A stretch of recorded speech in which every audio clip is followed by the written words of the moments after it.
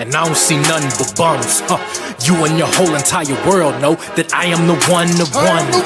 You and your squad ain't got nothing for me. Your organization is looking stressed, and now that you haters is running from me, I know that you see that I'm highly blessed. Here we go, here we go, here we go, here we go. Yeah, we live with your boy Coach G. Yeah, we live with your boy Monty. You and your squad ain't got nothing for me. Your organization is looking stressed, and now that you haters is running from me, I know that you see that I'm highly blessed. Episode 44, we're here, we're live. Welcome into another edition of The Rewind, brought to you by Global Sports Entertainment 3. I'm your captain of the ship, the El Capitone of tonight and every night, joined by my co-host, the ex-captain, the ex-player, the ex-coach, BG Brian Garvin, who is a four-time state champion, over 400 career wins in his co-head coaching career. He's coached both sports, football and basketball, and also he is inducted into the Nork Hall of Fame. Tonight's episode will start off a little differently than normal because I know breaking news has been all over for the past hour. Us as Michigan fans, it's a sad day in Ann Arbor. It's a sad day if you're a Wolverine. We do know that Michigan basketball right now is ranked number 2 in the country after beating Villanova last night. But then fast forward to the football side of it, our head coach has just been fired. Coach Sherrone Moore, after finishing 9-3 this year, who's getting ready for a bowl game December 31st against University of Texas. He is out, officially fired by the university after some things that weren't supposed to go down behind the scenes of an inappropriate relationship with the staff member.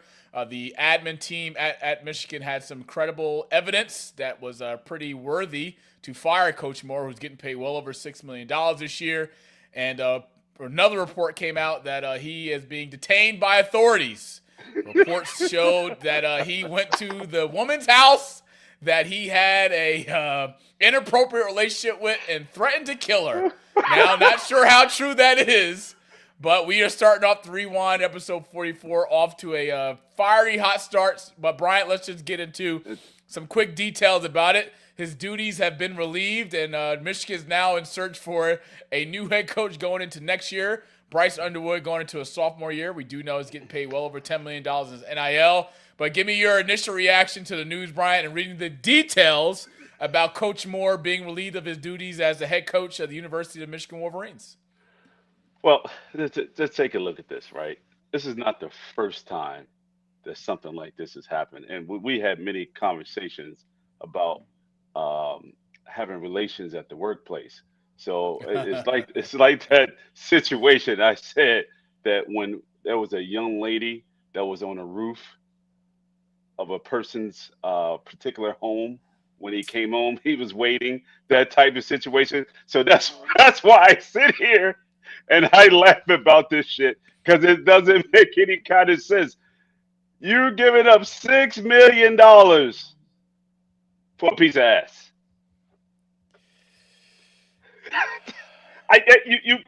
There's nothing you can say.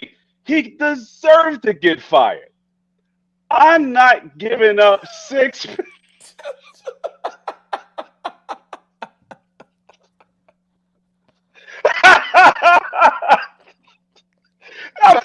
These two guys, I swear, the brothers, the happy end. You can't. Come on, man. We can't do this to start. I mean, Michigan and Michigan Square. These two guys, I don't know what the hell are they thinking. A piece of ass is not worth losing 6 and 8 and no money. But that's just mind-boggling. I'm just blown away. Now you're going to get people like Stephen A. Smith talking shit, and then you're going to get Whitlock really. Oh, Whitlock going to run with this like he's fucking lost his goddamn mind. It's like unbelievable. And you set him up for the bullshit. You just set yourself up, and you set all of us back 10 yards because of you can't keep your little dicky in your pants. Well, for folks out there that may not know who the guy is behind Coach Moore, is Mel Tucker, who is a long established head coach, college coach and throughout his career. He got a 10-year, $100 million deal a few years ago by Michigan State. Was the first deal that Michigan State had gave a coach over $100 million, and that didn't last that long.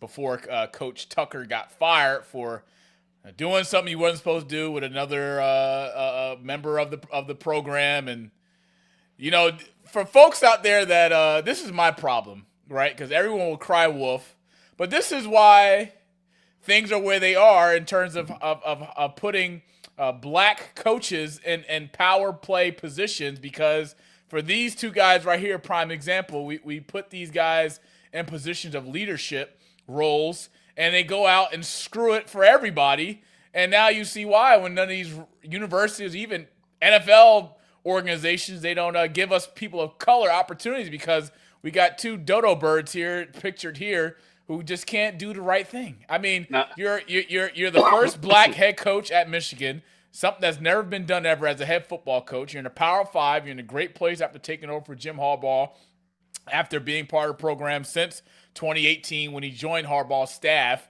Fast forward, Harbaugh leaves for the NFL. Yes, Coach Moore's come in to clean up a lot of the mess that was left behind, and he was trying to turn the program back to relevancy in terms of being a contender in the college football playoff. He didn't have the opportunity to kind of establish his own system, his own identity. And, we had former NFL player on last week, Tory Gurley, and Tory said crystal clear that he didn't think Coach Moore was head coach worthy. And damn it, there you go, Brian. Now Michigan's got to go out and find a head coach. John Gruden, Ed Orgeron, somebody. We need to hire somebody. Look, it's not the only time that this shit has happened. It's happened many times before with white coaches. It really has. Yeah, I've known them before, but they are not going to put us on a pedestal and sit there and show them that they did. Look, your own president has stuck his little dicky in somebody. Many damn people. He just stuck his dicky in a whole bunch of women, and they don't give a shit.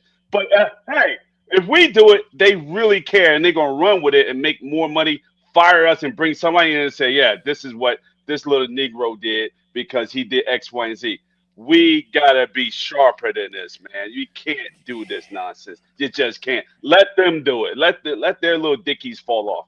We can't do this shit anymore. We just can't. Yes, as a minority, we have to always be 2 steps ahead, especially when you're in a position when you have a target on your back. I have had my fair share of experiences of learning that in a workplace. I've gotten some great advice from Bryant through our corporate America years, and knowing what to do and what not to do, and who to stay with and who to stay away from. Clearly, in this case, Coach Moore and Coach Tucker have the same thing in common. They couldn't stay away from the bunnies. The bunnies. The bunnies. Right. The bunnies. Hey, look. You can do whatever you want to do away from work. Never take a squat and shit where you lay. Ever. Yep. So Michigan's going to have some things to figure out after this whole thing is already over. I'm sure that by next season we'll already have our new head coach, but we already have 5 names, Bryant, already in the hat. Coach Kalen from Alabama. We got defense coordinator from Los Angeles Chargers, Coach Jesse Minter. He's in the name. Washington's head coach, Jed Fish. I don't think he's Michigan worthy, even though he did coach wide receivers and quarterbacks when Harbaugh was there in 2015 and 16. Duke's head coach, Manny Diaz. You know him very well, Bryant. And Cleveland Browns offensive coordinator, Tommy Rees. Hell no. I don't know anybody. Hell no. Look, Michigan, call John Gruden and call Ed Orgeron. Those should be part of that priority list, and we'll figure the rest out later. So we shall see. But in other words, Brian, it's good to see you. Episode 44. We got one more episode after this before we go into our Christmas break hiatus. And it's pretty treacherous times we're in as a country, and treacherous time we are in as a Wolverine fans. But Michigan's number 2 in the country in basketball, so I'm happy about that. Well, at least we can have something to be happy about, because they look pretty freaking good behind this nonsense. At least you got the basketball team to cover up a lot of this nonsense. So it's crazy. It's wild, but it's good to see them back to 5-5. Hell, you might well call them the 5-13, because they got 13 players on there. They can play any damn way in the country, especially that top 9. Yeah. Woo! Putting up 100. Man, putting up 100 points. Woo! Woo! I was sitting there. I watched a couple of games. I said, "Woo! This team is man." It took Duke last year. It took Duke about 15 games before they was putting up 100 on people. These guys coming out the gate putting up 100, and not 100 to like 90. They blowing teams out by 30. Yeah, the last 6 games, Michigan has won by a margin of 24 points or more, and that's including beating two top 25 teams in Auburn and Gonzaga. And Michigan right now looks good. So right now, I could make the argument that Michigan be the number 1 team in the country, but we sleep in March. We sleep in March. We were off to a hot start. That's what you're supposed to do. And we look forward to seeing what Michigan can do here on out. But we got 2 good guests tonight, Bryant. 2 really good guests. One of them, who I have had the fortune of knowing since 2019, New Jersey native. Me and her go way back. I was on her platform a few years ago. Me, her, and Morgan. Shout out to Morgan, by the way, who today, Morgan's doing great things working for the Carolina Panthers, but she just officially is a member of the AKA sorority. So Morgan, shout out to you. Congratulations on crossing over. Her mom is also an AKA, so pass it down a generation. But Morgan, the Podsters, we have our own little group chat called the Podsters, but Brianna, who's getting ready to come on, she's family. Took care of your boy when me and Jayla went out there to LA in December. I'm just proud. I'm sorry, not December, 2020. But I'm just proud of her success and her growth since being an HBCU grad. And Martin, who's also coming on, really good brother with basketball society. He's doing a damn thing in New Jersey. I mean, he's just really spiritually connected. I know his dad's in ministry. Me, of course, being in ministry now in terms of being baptized and going through the whole process, I have a clear sense of it, and I have tons of respect. I reached out to Martin probably in like October, sort of, and I was like, hey, got to get you on, because I was working out at the gym with Jesse, and Jesse was like, hey, man, you know Martin? I said, I know of him. I never met him in person. I've heard good things. I'm good friends with Cam and Jayden Collins, and he was like, hey, you should try and get him on. I was like, you know what? That'd be a good idea. Reached out to him. He's like, let's get December in there. Had to give him the dates. Boom. Made it happen. So by the grace of God, we're happy. But Bryant, man, how are you, man? You ready to get shit cracking tonight? I'm ready to get shit cracking, man. It's going to be a good show. We got a lot to talk about. Man, I'm excited, ready, bro. And that was a good way to start this shit off. Good way to start. Good way to start. That's just sad way to start as a Wolverine fan. Sad day. Sad day, man. Sad day. But let this be a prime example, folks. If you're a black person in the admin role and whatever walks of life you do, don't sleep where you lay, and be careful who you pick and choose, who you want to screw around with, because this right here, you can have it all. Mel Tucker, over $100 million, 10-year deal. Coach Moore, being head coach of Michigan, first black ever in university history, over $6 million this year. Poof, gone. Rabbit pissing on cotton. And had the nerve if it's true, if the allegations are true, he's a jackass for getting fired, and he ain't gonna go to the lady's house. That's just that punani had to be crack. Finger looking good. Because let me tell you, punani, $6 million. I don't know, man. Fuck that. No. Hey, look, wise man once told me it's better to keep five nickels than to get one quarter. I'm not risking it all over that. I'm trying to look. Sorry, but let's get our first guest in here. Martin is a founder of Basketball Society. He's a multimedia brand based in New Jersey. He's also a content creator, skills development trainer, and breathwork facilitator. And he's also based here in New Jersey, 973. But it's good to get our brother Martin on for the first time, and it definitely won't be the last time. He's a big hoops advocate. He loves women basketball, just as I, both women's and WNBA. But Martin, all grace to the good Lord, brother. It's good for you to join us finally on the Rewind, episode 44. Thank you for taking the time to come on, man. How are you, brother? I'm great, man. Thanks for having me. Good to see y'all, brothers. I'm in the 609 part of New Jersey, so we represent 609. I know 973 is like the. I know that's the. I know y'all claim. I know that's the cream of the crop of Jersey. I know North Jersey, all that. I get it. But, you're a Philly guy. No. See, no. I'm a Central Jersey guy. Central Jersey. New Brunswick, right? That's a 7-3-2. Princeton. Yep. 732. We claim that too. We claim 732. But I'm closer to Trenton. I'm close. So I was actually born in Trenton, but I don't claim Trenton. I grew up in South. Whoa! You don't claim Trenton? I don't claim Trenton. Not technically. No. I mean, I was born there, but I grew up in South Brunswick, so I won state championship for South Brunswick, so I gotta. You know what I mean? I gotta claim it. Wait, hold on. He said you in South. I used to live on 297 New Road in South Brunswick. Right? Oh, New Road, yeah, okay. Yeah, right in front of the school. Yeah, okay. You got a little 609 in you too. That much, 4 years, baby, 4 years. That's it. That was it. Oh, state champ, bro. We got a state champ in the house. I love that. Yeah, that's what's up. Hey, man, listen, Martin, he don't claim. Let me ask you something, Martin. Have you ever been to Chuck's? In Princeton? No, Chuck's in Trenton. No, I haven't been to Chuck's in Trenton. Yo. I only know of Chuck's in Princeton with great buffalo wings. Yo, is that the same? Is that the same ownership? Same it's probably the same spot. Yeah, probably. Let me tell you something, man. Buffalo wings on Smash. I gotta check this out. Let me tell you something. For my people in New Jersey, if you've never been to Chuck's, Trenton location, I've only been in that one. And they got one in New Brunswick, you said? Princeton, Princeton area.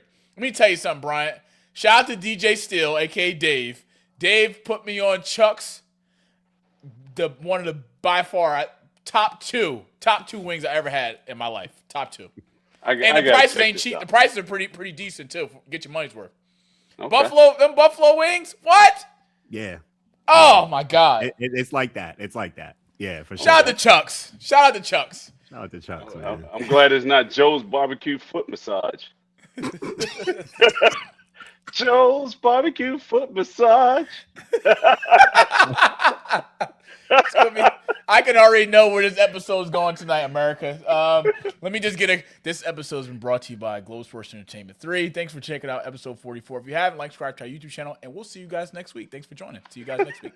This is how tonight's episode is going to go. But we're going to get my dog in here, one of my big sisters, big advocate of her, Brianna Williams. She is currently a general editor for ESPN.com, graduated in 2020 from NCAT, North Carolina AT&T, with a Bachelor of Science in Journalism and Mass Communication, Mass Media Production, while at North Carolina A&T. She was a campus tour guide and also worked as a videographer for the athletics department and co-hosted the weekly Out of Bounds radio show on WNAA 90.1 FM. In 2020, she began her journey at the worldwide leader in sports by being recognized as an NABJ ESPN Stuart Scott Internship Scholarship recipient.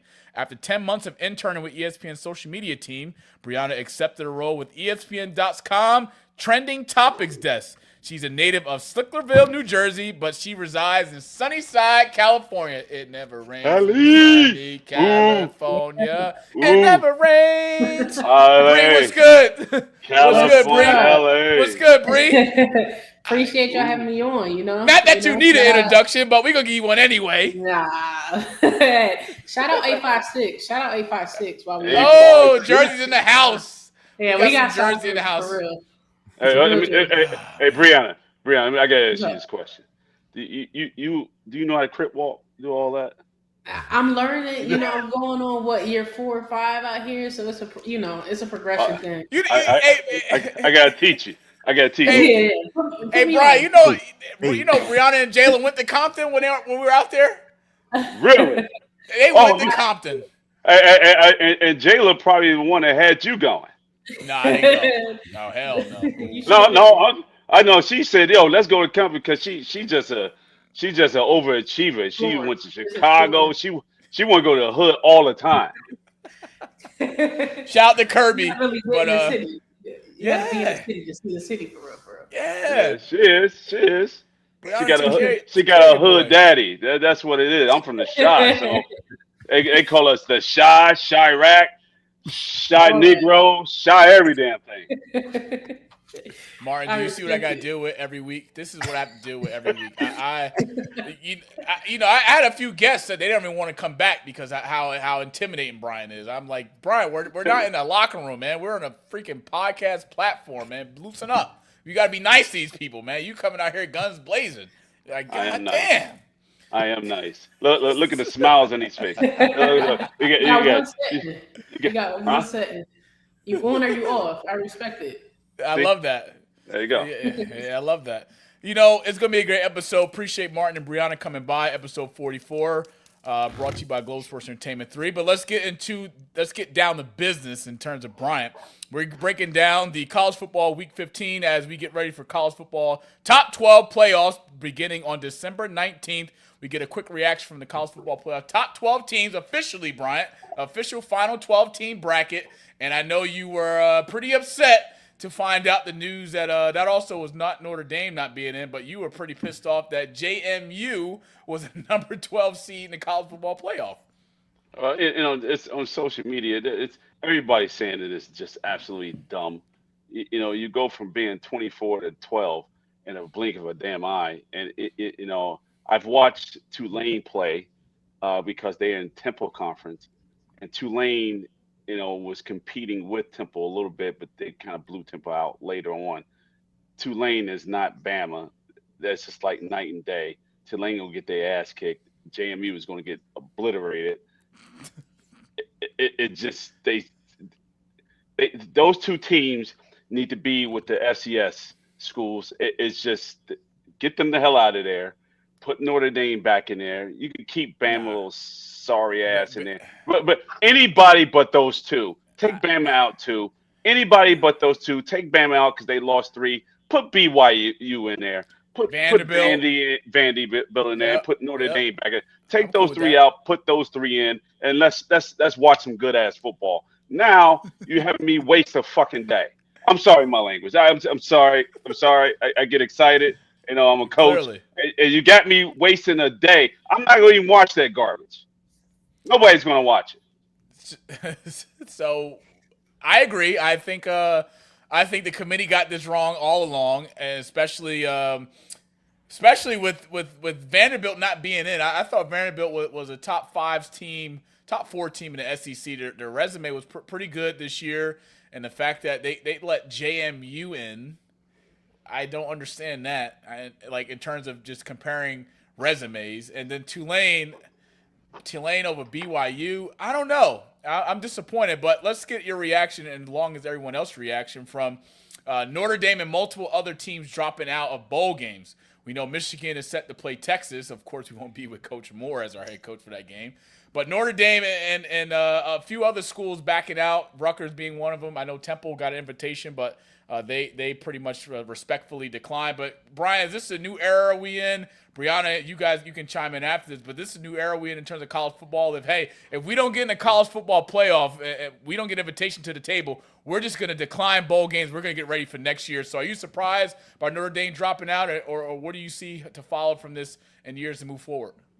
No, this is not something that's new. When I was in Oklahoma, when I had to go to the JUCO, we've dropped out because we couldn't play for a national title because we were number 3 in the country and they didn't have a playoff system, so we elected to not play. This is the choice of the players. The coaches have absolutely nothing to do with it. I'm just going to tell the world that the coaches and the AD has absolutely nothing to do with this decision. This is the decision of the players. So we all vote, and if it's the majority say no, then we won't go. It's period, and there's nothing else that you can say about it. So it's been going on since the 80s, and this is 2025, and it's still going on now, even more so because you got this playoff system. So, I would opt out too. Notre Dame is looking into the ACC to probably join them later on down the line. Who knows how that's going to be? Which is I doubt it.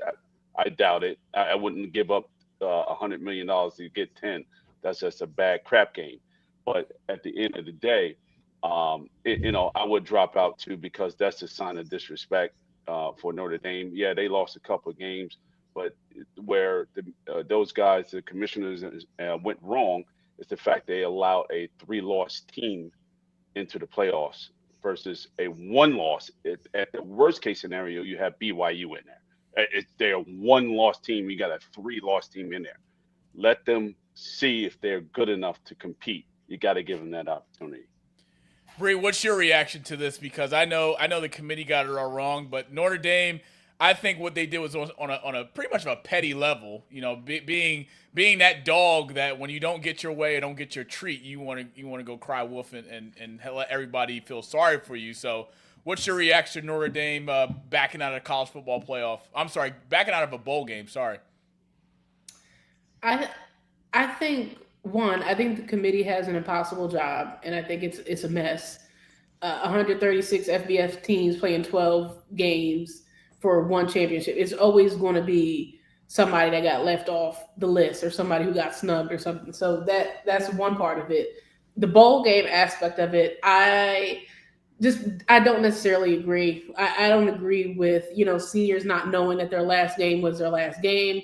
I don't agree with underclassmen potentially not having that platform, as the final game of the season. And I get the decision why, but I think it's a bit of a knee-jerk reaction to not being selected for the playoff. Like I think it's a really emotional decision. So like I think hindsight would be 20/20 in terms of, if you get to make those choices and decisions when you're a little less emotionally charged. But hey, that's their choice. Martin, I want to pick your brain quickly on this because I know from a basketball perspective things are done a little bit more differently. But could you imagine if you are a team that doesn't make the tournament hypothetically, and then you don't go to the NIT? We've seen that in years past in college basketball, both men's and women's, and it's been okay. But why is it that we're here in a college football era where there is no college football commissioner? We just have committee members that sit in a boardroom and decide school or players or coaches' fate. And then when a team doesn't want to go, everybody wants to sit there and criticize. And then when multiple teams follow, we want to sit here and criticize the committee. What's your reaction to this? And what are some things that need to be put in place to prevent chaos like this from happening? Yeah, as someone who is more on the basketball side, when I do follow the football stuff and the college football playoff and all the discourse around it, it's what Brianna said. Like it's a mess. I mean, objectively, it's just a mess. You got teams left off that should be in. There's always debates about head to heads and records and who's had the better schedule, and it's totally unregulated and objectively just. From afar, it literally just looks like a mess. I think about what Bryant said. I do think it always comes down to the players. Like I think every team is going to be different when you look at the players and when you look at, Brianna made a good point, like underclassmen versus upperclassmen, like that probably matters. Right. Even just the temperament of players who just feel like playing another game, right? Be like, who just want to compete. Like, I don't really care. Some athletes, they just want to hoop. They just want to play. They're like, man, I don't care. Bowl game, whatever it is. Like, let's just go play. Like, whatever. I just feel like hitting somebody. So I think it's interesting because every team is going to be different. Just based on the personnel, based on the players, based on competitive desire, based on this could be my last game or my last game already happened and I didn't even realize that was my last game. So there are a lot of emotions involved in it. And I think it's just going to be totally different from team to team. But with this playoff, and I feel like bowl games used to have a little more lore to them. Yes. And now with this new playoff, it feels like that's kind of just going away slowly. And we got the PlayStation Cheez-It Pop-Tart Verbal Bowl. And it's like, who gives a shit about it? At that point, it's lost. We're losing recipes. Yeah. Right. So at the end of the day, if we go back to what happened last year, you can't agree to have a bowl game. And then next thing you know, now you have the seniors opt out. And then it looks like a Chinese fire drill that you playing against when Florida State did that. So, you're not going to win either way. So at the end of the day, do you want it looking like a high school team playing against a top tier team? Or do you want an evenly matched and have them drop out and have someone that come in and replace them? I'd rather have them all just drop out because I don't want to sit here and watch some freshmen and sophomores playing against a varsity team and they're getting smacked by 30 and 40 points. Nobody's going to watch it anyway. So have them just all drop out and then have another team that's competitive to play them. That's just, my opinion on it. And, if I'm a senior, me personally, if I'm going to the NFL, I'm not playing that game. Yeah, we've seen that, Brian, in games past where a potential first-round draft pick, he'll opt out and not play. But this is where I kind of put Kirby Smart ahead of the game in terms of everybody. Like, I remember a few years ago when Georgia, pretty much didn't make the playoff before all this craziness. He pretty much told his team, we're going to play. Everybody's playing. And Georgia went out there and beat the brakes. I don't remember who they played that in that bowl game, but it's got to be some type of better structure from a leadership perspective. Like, we're sitting here, these guys are getting paid millions of dollars to be a part of a committee.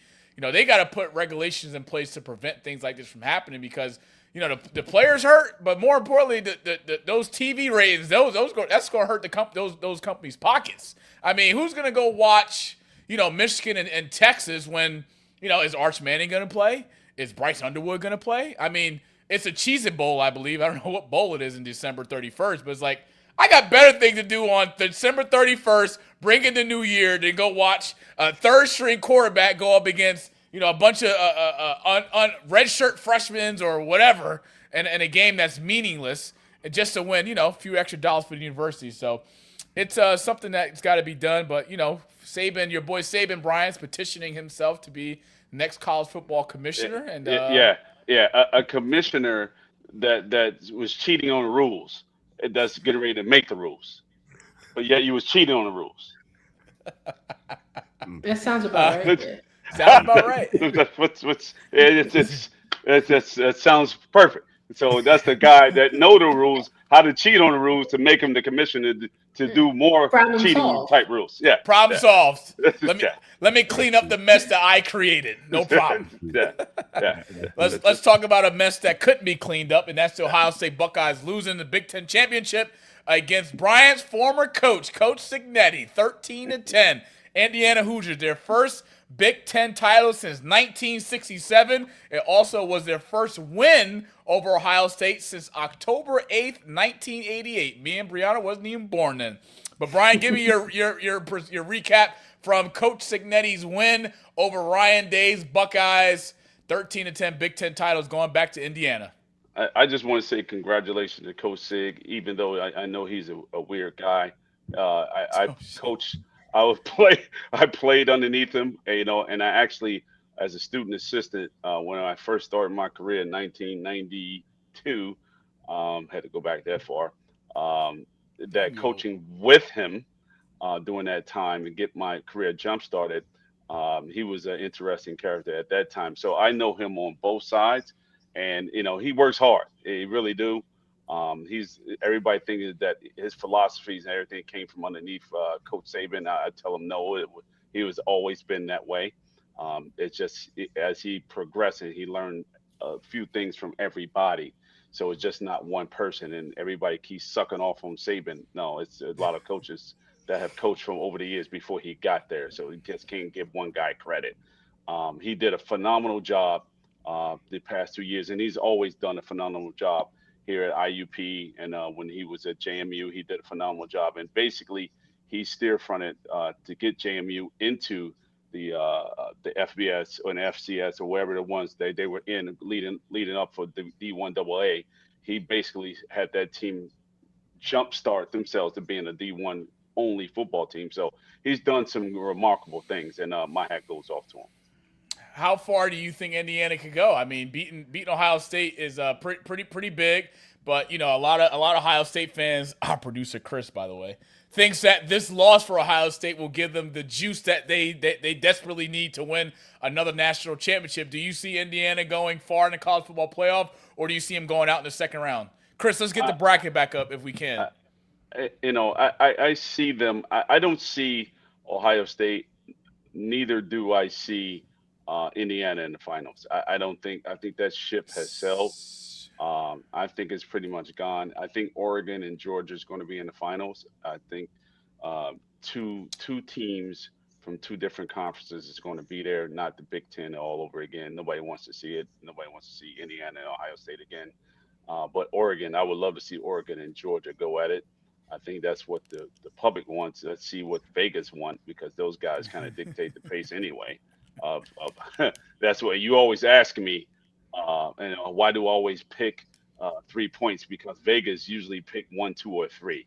That's what they usually do, unless it's an extreme blowout and they go +6 or -6. I figured out their system. So yes, so Vegas insider. So if you look at it, you pay attention to it. I'm a numbers guy, and that's what they usually do. So I take the high road of 3.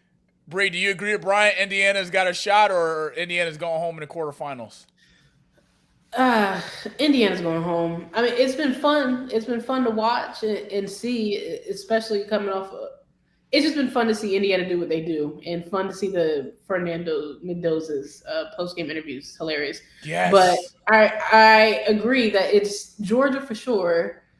I mean, and it doesn't matter really who else, because I mean it's gonna be Georgia. Okay. But thank you for the memories, Indiana. I mean, Coach Signetti, he has some really big balls. I mean, for what he did on that third down with that, having that play call for Mendoza to Charlie Becker, 33-yard gain on third down to pretty much seal the deal in that fourth quarter and pretty much put Ryan Day out of his misery. This is the second time in the last 2 years that Ryan Day's been out-coached in a big game. I mean, we go back to Oregon. We even go back to Michigan winning at the horse shit. But I know Michigan lost this year to Ohio State. That's a conversation for another day. We'll see them next year. But Indiana's got a shot. I think they got a shot. I think when the winner of Alabama and Oklahoma will be in the semifinal. So Indiana loses in the quarterfinals, in my opinion. And then I think Georgia just has pretty much a good matchup against Ohio State in the semifinals. And you know me, I'm rolling with Kirby Smart. Any chance I get against the Buckeyes too? Woo! Come on, Kirby. Let it ride, baby. Go Dogs. Let's change gears. Let's go to NFL Week 14 recap, as well as we'll preview Week 15. And America, I apologize for being led on. You know how sometimes in your dating life you like somebody and they lead you on, and when it's time for that particular date to happen, it doesn't happen. That was me picking the Dallas Cowboys to win on Thursday. Shame on me. I fell for the rabbit hole. I fell for the banana in the tailpipe. Dallas on a 3-game winning streak. But Detroit this year had not lost a back-to-back game yet. And I knew I picked Detroit on Thanksgiving Day, but I fell for the banana in the tailpipe, and Detroit did what they were supposed to do, and that's take care of business at home to keep their playoff hopes alive and pretty much put Dallas out of their misery. Dallas now has a 9% chance to make the NFL playoffs this year. If I'm a betting man, I'm going to go with the 9% that they won't make the playoffs this year. But they won in pretty good high-scoring fashion, first to 30 wins. I called that. 44-30 was your final. Jamar Gibbs had a damn good day on the ground, as well as catching. Jared Goff took care of the football. Dak Prescott losing. CeeDee Lamb, I thought for me, was the difference maker in that game. CeeDee Lamb got out to a really good start. I believe he finished with nearly 100 yards receiving at half. Detroit couldn't have an answer for him, but George Pickens couldn't pick up the slack. Running game wasn't there, and Lions pretty much took control of Dallas to keep their playoff hopes alive in that tough NFC North division. Brian, give me your takeaway from Dallas losing and their playoff hopes being ruined, and by pretty much not going to the dance this year. Gibbs. MVP.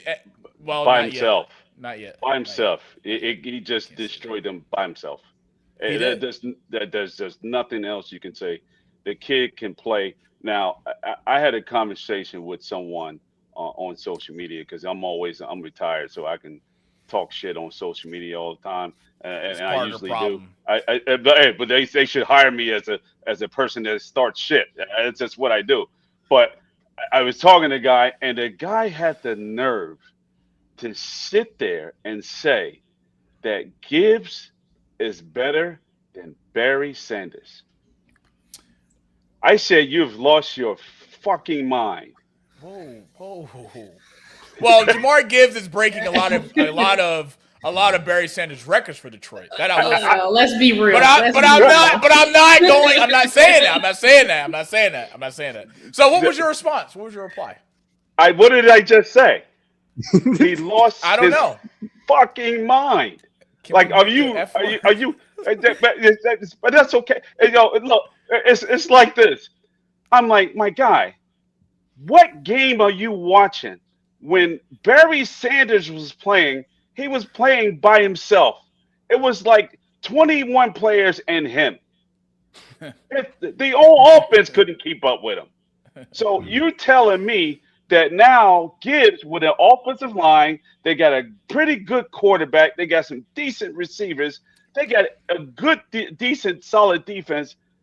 And you mean to tell me that if I take Barry and put him in this, man, he'll have over 10,000 rushing yards in 1 year. The Lions go to Super Bowl alone off that. Hold on. And this is what he told me. He sat there and said that Barry can get caught from behind. I said, what have you been smoking? Look, Jamar Gibbs, he had a damn good day against Dallas. 3 rushing touchdowns, 7 receptions for 77 yards. I mean, look, Dallas defense sucks. They're in shambles. And it's win and get in for Detroit the rest of the way. But I'm not going to I believe look, Jamar Gibbs in MVP conversations right now. I mean, it's close. It'll be close to see who gets the MVP trophy. But it's anybody's division. I mean, we look at your division, Bryant. Green Bay's the leader right now. You guys see them, and I believe next week. Yeah, and then we always split. And then you got Detroit right there creeping from behind. I mean, NFC North is up for grabs, but Bree, I don't know.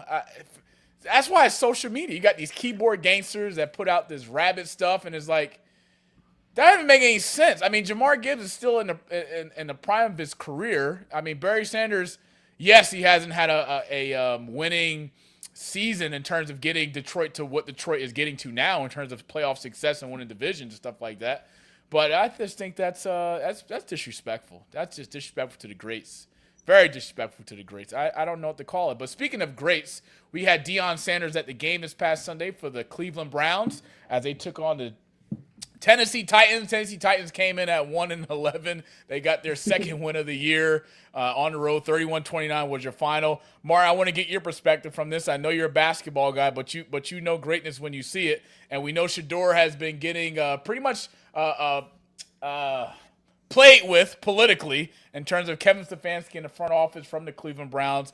But this is he's been starting for the last few weeks since coming in for Dylan Gabriel against Baltimore when Dylan Gabriel suffered a concussion. But in his last game against Tennessee, 22 of 42, he had 364 yards passing, 3 touchdowns, and 1 interception. Now, we know everyone's speculating about why Kevin Stefanski didn't have Shador on the field for the 2-point conversion at the end of the game to possibly win the game. But in terms of his performance, for what you see, Martin, what grade would you give Shador for his performance this past Sunday against Tennessee Titans? I would have to give it an A.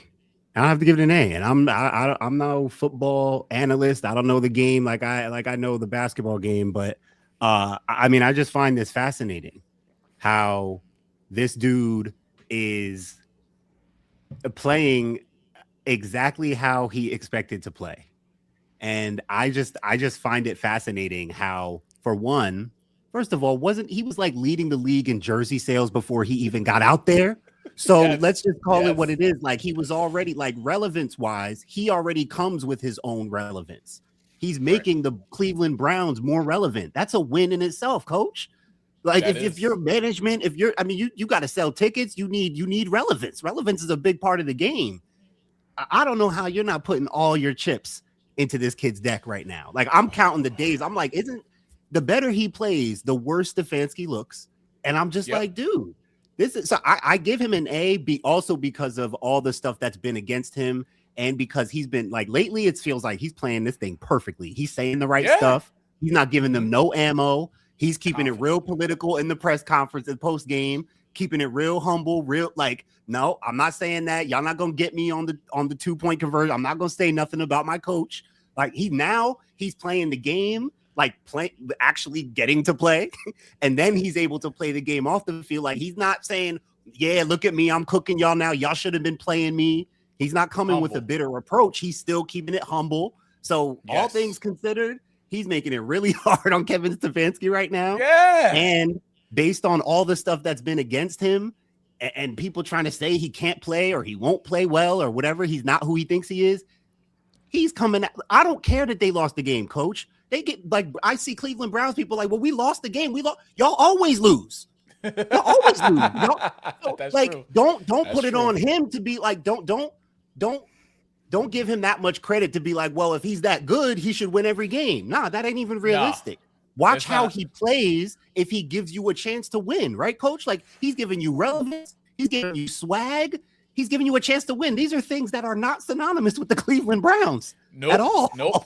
So I just give him an A. I give him an A on performance. I just give him. How can you not give him an A? I agree, Bree. Let me say this, right? For people out there that may not know, like, Shador is handling this as professional as any quarterback can be, and he's doing it with his own arrogance and his own swag.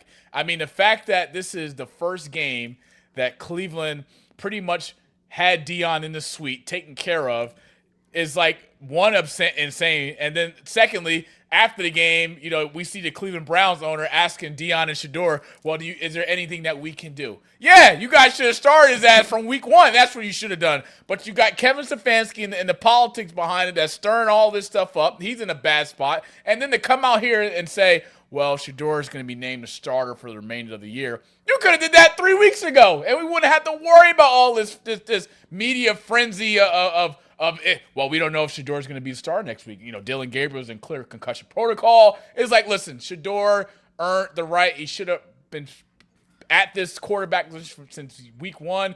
We do know Deshaun Watson, they Cleveland, I don't know what they were thinking, giving him $200 million. But Bree, agree or disagree with where does Shador go from here? I mean, he's got to finish the year strong. In my opinion, Kevin Stefanski should be fired after this year for what he's put Shador through. Agree or disagree?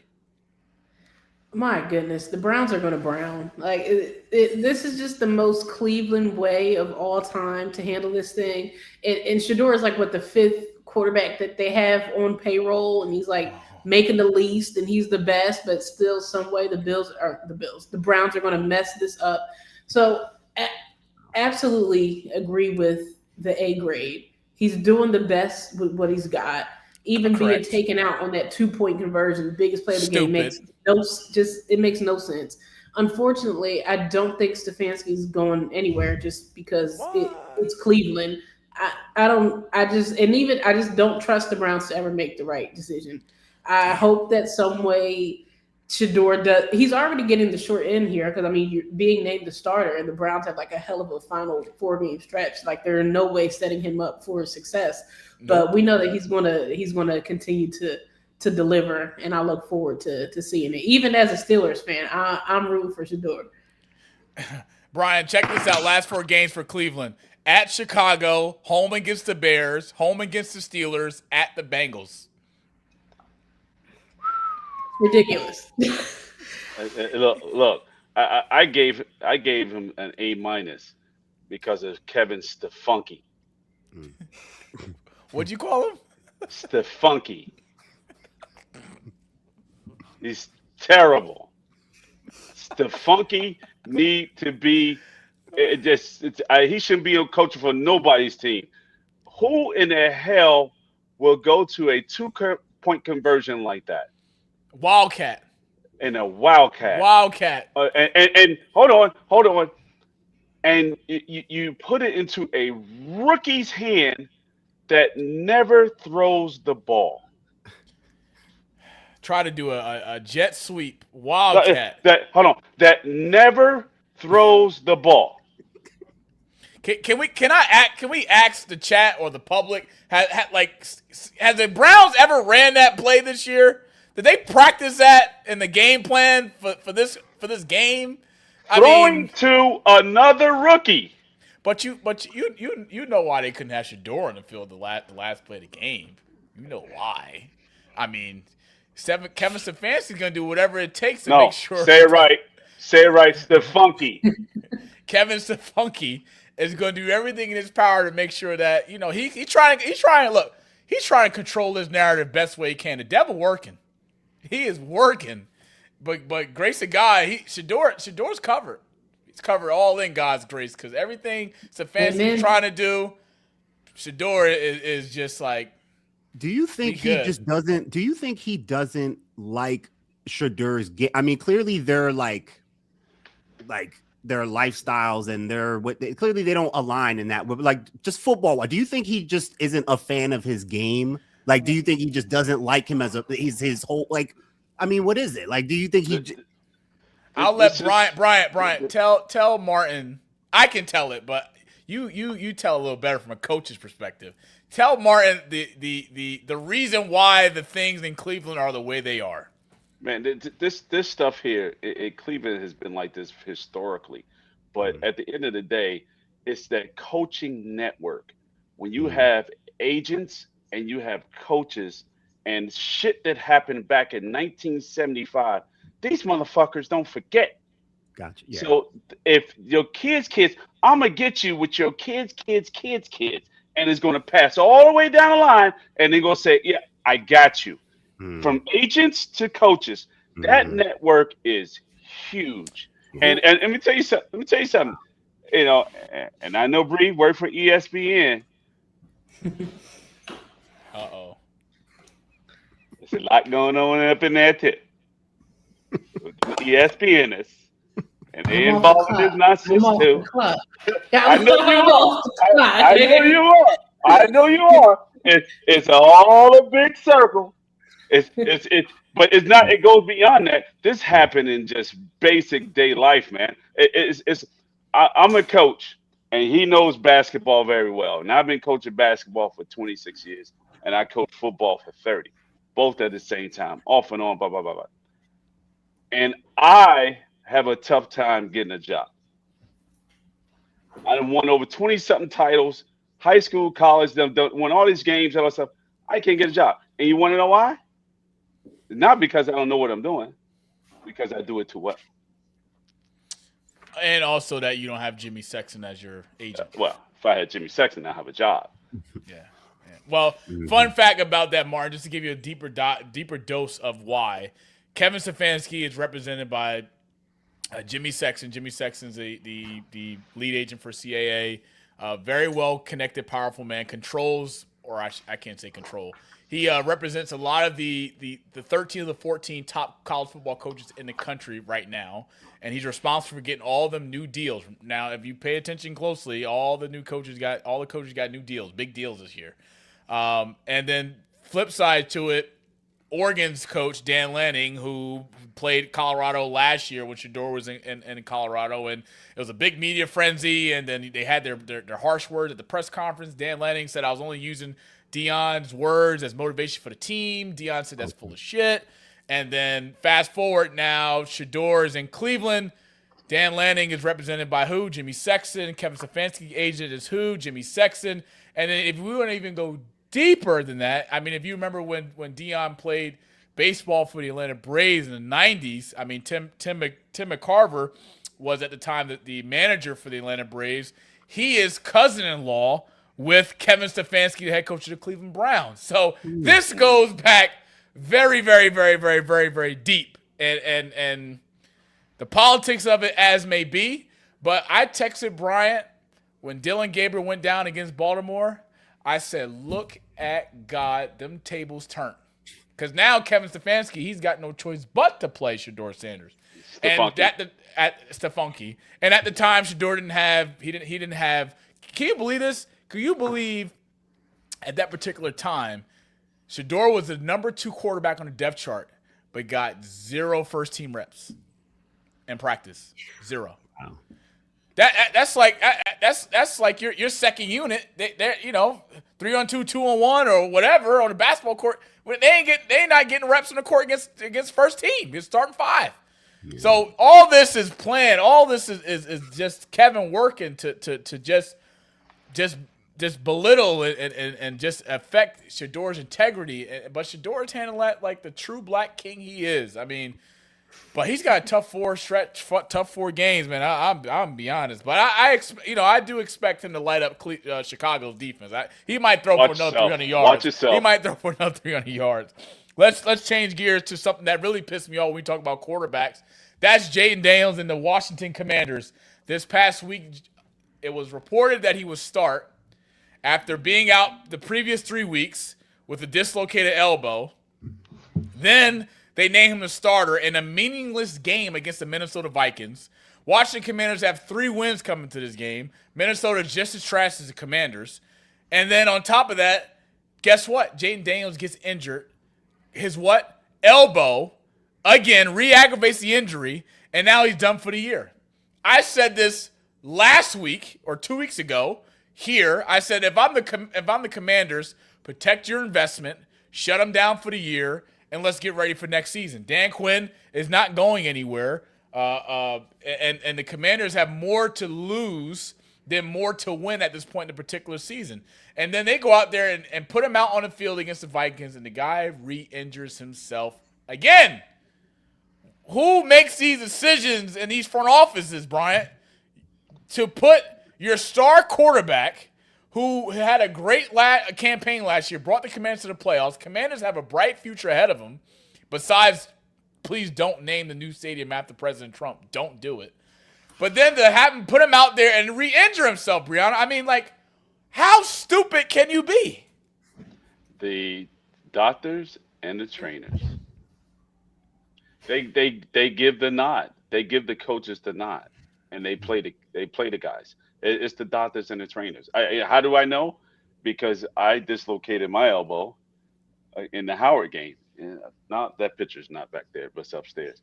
But in the Howard game, I dislocated mine, and I was back in 3 weeks, and I wasn't worth the shit. So I already knew that he wasn't going to be worth anything coming in the game because I couldn't barely finish it. I was sitting there playing tight end with one arm like this. And I'm like, I don't see how the hell he's doing it as a quarterback. It's just impossible. So, he went in there, re-aggravated again, and just stupid decisions, man. Just dumb. I should have sat out the whole year myself. But, that was the 80s. This is 2025. Be smart, NFL. Protect your quarterback. Protect your investment. The Cleveland Browns of the NFC East. I mean, again, I just don't expect the Commanders to do the right thing. Unfortunately for Jayden, because he's been fun to watch in his young career. So this is just awful. It is awful. Also awful if you're a Colts fan. Not also did you lose 36-19 this past Sunday, but you lost your quarterback Daniel Jones to an Achilles injury. And out of nowhere, a guy who hasn't played since 2020, out of all the possible quarterbacks you could think of to come in at this particular point, what the Colts have from an offensive perspective, with a decent offensive line and a good running back in Jonathan Taylor, you call Philip freaking Rivers, 44 years old, signed with the Colts. Not also did he sign to a practice squad, but he's going to be starting for the Colts this upcoming Sunday. Well, I'll be damned. Retired in 2020. The same offense that you see the Colts run today is the same offense that Philip Rivers runs for his high school team that he currently coaches at. But, Brianna, I want to get your opinion on this and your reaction to the news of Philip Rivers, not the San Diego Chargers Philip Rivers, 44-year-old Philip Rivers who retired 5 years ago for the National Football League. Give me your immediate reaction to him being named the starter this week for the Colts. Pop Rivers here. Honestly, I couldn't give a damn that it's the same offense at the high school level. I think this is going to be fuel for a Netflix docuseries in like 10 years or so of the guy coming back. And we've seen it kind of across the league this year with Brandon Graham coming back to the Eagles for no reason. The Lions trying to get Frank Ragnow to come back, but then realizing his hamstring is like Swiss cheese.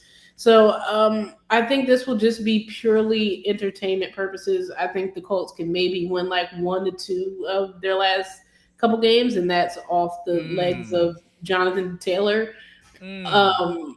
But I mean, this is just purely entertainment. This is like WWE stuff here. What are we doing? Script writers. Brian, let me get your perspective. Colts right now are at 8-5. Philip Rivers is coming in to be your starting quarterback. This Sunday, they are on the road at the Seattle Seahawks. In Seattle. Home against the 49ers, home against the Jacksonville Jaguars, and they finish their last game of the year at Houston. What is your expectations of Philip Rivers at 44, who hasn't played a National Football League game since 2020, back when reporters were doing interviews on Zoom? What's your expectation of Philip Rivers for the last 4 games of the year? Hey, man, he's 44. It's going to be a lame duck there. But the disrespect to the backup quarterback that was there. You let a guy come off the street. He's a rookie. I can care less. They could have called Cam Newton. I can name a bunch of quarterbacks they could have called. Yeah, Cam can't go there and play. You sit there and you got a guy that's 44 years old and picked him up off the street and say, "Hey, you starting today?" This, and a backup guy. This is a good time to get him some reps. Where they trying to make the playoffs. Riley Leonard is not ready to come in at this particular point in the season. Watch no. Watch this. So Phillip Rivers at 44 is super ready off the fucking. He didn't go to. When the last time he touched a weight? He don't know. I don't know. I'm not disagreeing with you. I'm just saying at this particular point, the Colts are 8-5. They're fighting for a playoff spot. They're fighting for a wild card spot. They're third in the AFC South. I can name you a bunch of other quarterbacks that will be a better qualified candidate to come in and take over and do the job than Phillip Rivers and Riley Leonard. Look, here's a prime example when the Bears had that issue when Badgett was the backup quarterback, and he was a rookie. He came in there and did a solid job as a rookie. So you have to give the rookie. You got to give the rookie a shot. I mean, you just can't bail on him because at the end of the day, the rookie and Phillip are neck and neck. It's just what it is. 44. Right. He's going to tear his rotator cuff after the first goddamn quarter. It's going to take us some time to get back in game speed, but let's compare it. Playing quarterback at 2020 is a little bit different playing quarterback at 2025. The rules have changed. You got a lot of things that are on your side. He's got a decent offensive line. It's not like he's got to run for his life every play. I mean, ask Jaden Daniels. I mean, that offensive line for the Commanders is atrocious. He's got Jonathan Taylor. He's got a 1,000-yard running back behind him. I mean, injections. No, dude. I'm going to tell you what this shit is. I'm going to tell you what this shit is. When I hit 44, 45, it's a thing called bone spurs. Them shits hurt. Hey, I got 2 of them right now, and they grow, and they're there. I'm telling you, as soon as he starts going like this, he practiced. He did practice today. I don't give a shit. I don't care what he did. It's like coming off the street. 5 years? That's a lifetime. So, quick question, hot take question: will the Colts make the playoffs this year? Yes or no? I think they will. I think they will, but I guarantee they don't throw the ball that damn much. I want to see what he does. You know what I mean? Because you got to come in there with a game plan for this game that he just walked in off the street. You have to come in the game plan that you're going to ground and pound because you got a good running back over there. You're going to have to. You're going to have to save him. You know what I'm saying? You got to scheme this whole thing to get him into a 2 or 3 or 4 game rhythm. He's just not going to come in off the street like we playing rough touch and playing some freaking football live with a guy that's at defensive end that's 6'5", running a 4.40. He's just not going to do it. Colts fans, I guess Christmas came early because Phillip Rivers is back in the NFL. Never thought I'd see the day that Phillip Rivers would be back in the NFL. I mean, at this point, they look. It is what it is. Let's talk about a team who don't got Phillip Rivers as their starting quarterback. It's the Chicago Bears with Caleb Williams losing this past Sunday 28-21 on the road in Lambeau. Caleb Williams throwing a costly late game interception to lose.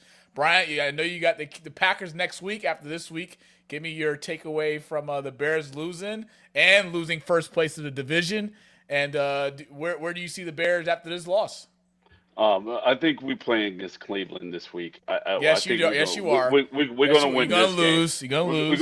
We're going to win this game. Shador for 300 yards, 2 touchdowns. Look, I'm a Shador fan. Yep. If we lose, I can swallow this. I can swallow it because I am a true pause.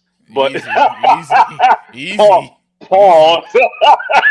Pause. But at the end of the day, I can take this one. No, I'm not going to do that either. But you can do what? You can do what? You can do what? You can do what? Got himself. What'd you say? You can do what? You can do what'd you say? I was going to sit there and say, I can take this one underneath the chin. Oh, hell no. I am not doing that. That's why we got to win. Man. If they don't win, I'm going to break my damn TV because I got to go through that nonsense all over again. Martin. I just don't want them to look ahead for a revenge game the following week. They just got to take care of business this week. And Martin, just a fun fact. I know you probably don't care, but for this game, it is Shador's first true road game in terms of going into Chicago.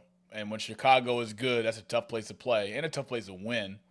Secondly, temperatures for this Sunday's game is already projected at negative 20 degrees. Ooh. So, yeah. Shador's got a tough game, but Caleb Williams and Ben Johnson they got a tough game too. This should be a pretty good running game for DeAndre Swift for Chicago, Bryant, because I don't expect either team to throw the ball that much. Well, the Bears don't care. We've been playing in that weather since eons. Back in the days, negative 20.